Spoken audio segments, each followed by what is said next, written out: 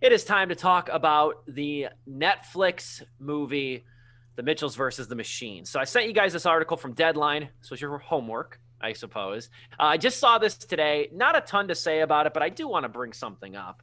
I guess since I've been talking quite a bit, I'll throw it over to you guys. General reactions that now Netflix has come out and said that Mitchells versus the Machines has become Netflix's biggest animated film to date. Now, it's interesting because the movie's been out for several months, but they only revealed that in the first 28 days of its release, it was viewed by 53 million members' households. So that's just the first 28 days. I don't know why they didn't expand beyond the first 30 days or so, or beyond the first 28 days. But 53 million member households watched The Mitchells versus the Machines in the first roughly month of its release. So reactions to that. Joe, I know you didn't get to talk about Mitchells versus the Machines on the show. Oh, God, that's right. I didn't. Wow.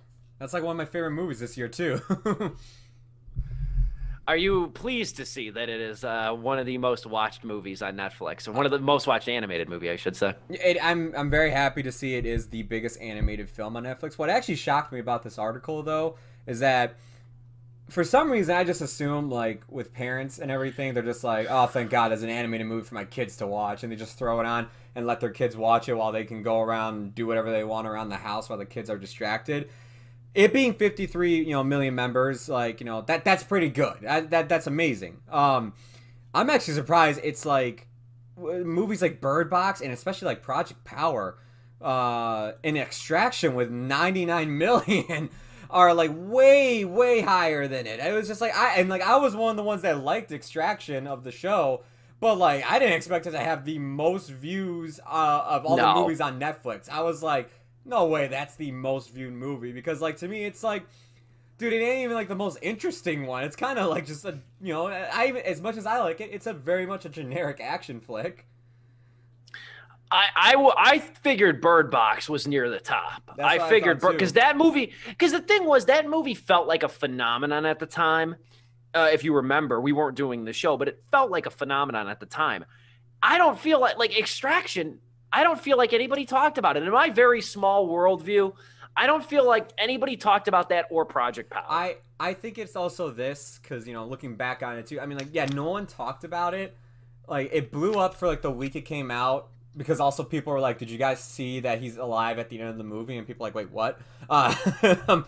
But we also have to think, too, that movie came out in the middle of the...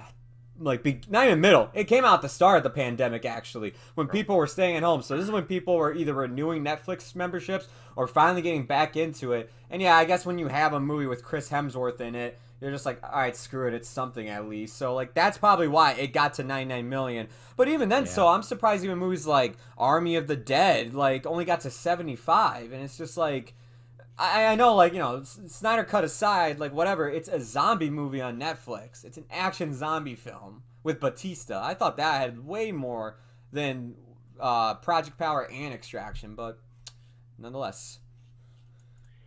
And I think the thing that people have to remember is the nebulous nature that Netflix counts views. Now, first and foremost, let me say this. As somebody who reads, like, the daily or the weekly box office report, every Monday morning, I always read it. Either Forbes, Box Office Mojo. I'm always looking at the numbers. I always want to see what people are seeing. It was miserable during the pandemic because these streaming services do not report the viewership of their content. They don't. They just don't.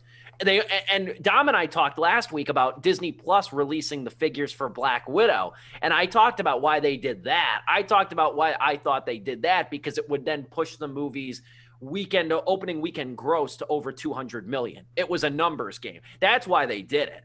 I don't think they would have done it had it not pushed them over the threshold of that 200 million, but that's beside the point.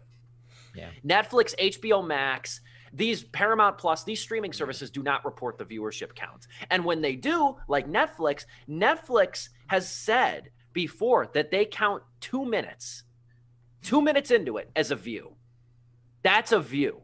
2 minutes, because the 2 minutes then, under their rationale, is that the viewer made a conscious decision to press play on the and watch the content. If and they said crap. If they said 5, I would actually believe that more. like significantly more than 2 for 2. whatever reason. Yeah, 2 sounds like an accident. I believe it though, because I'm making sure they're not in the hallway right now. But when my dad watches something, if it does not pique his interest in the first 2 minutes, he'll take that remote, change, and then like he's getting done. Well, that's like 2 minutes and 30 seconds or something. I feel like it's not really a critique of the. It's not really a critique of viewers' habits. It's a critique though of like the methodology. Because like talk about the bare ass minimum. Yeah. And like you want to hear something else? I would love for them to release the numbers of The Irishman and Mank.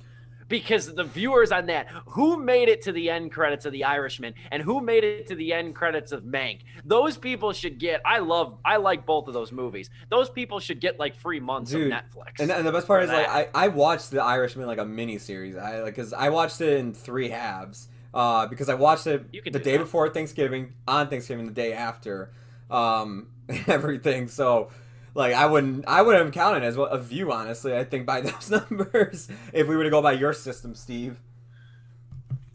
But yeah, that's the thing about that you have to remember with Netflix, and this is why part of me really loathes the streaming era as like a gauge of like what's good. And what our audience is actually responding to.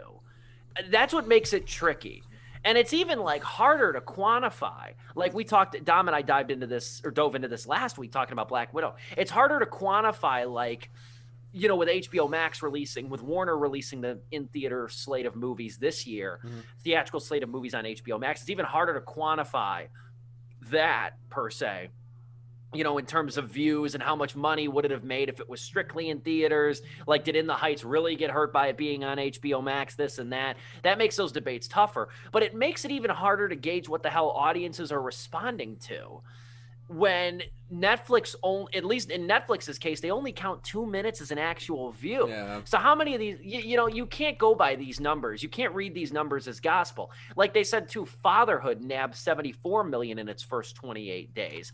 But again, how many do you think made it to the end credits? That's so true because, you know, we talked about how Fatherhood, like, you know, it's not your typical Kevin Hart movie and everything. So, like, just looking back on it, it was just kind of thinking, like, man, like, how many people probably went, man, this is not as funny as I thought it would be, and just turned it off. Yeah. 100%. Dom, any final words? You were probably the quietest of the bunch for this topic. Any final words? Not really. Yeah, 2 minutes. That it also makes you think what the other streaming services. Do you guys know off the top of your head what the cutoff is for the marker is for the other streaming services? No, like I HBO Max, don't, because they don't release the views off. They don't release the views off. And HBO Max, Paramount Plus, they might for occasional stuff, but ever since HBO Max, ever since Warner's been doing this thing this year, releasing the movies concurrently in theaters on HBO Max, I haven't read anything that says like In the Heights or The Conjuring saw this many views. And HBO Max, correct me if I'm wrong, HBO Max doesn't have like Netflix where it's like a top 10 of what's most streamed or whatever. They don't have that. They have platform. They have a trending now section, and that basically is taking sorry, I said basically twice there. It takes it takes the source URLs and everything from like Twitter, and if it detects a hashtag or the title being mentioned along with HBO or HBO Max, then it pops up on trending now, like on any social media platforms. That's how that is determined. So it's not even like how many people are clicking play on it on HBO Max. No, it's just like, are people talking about it online?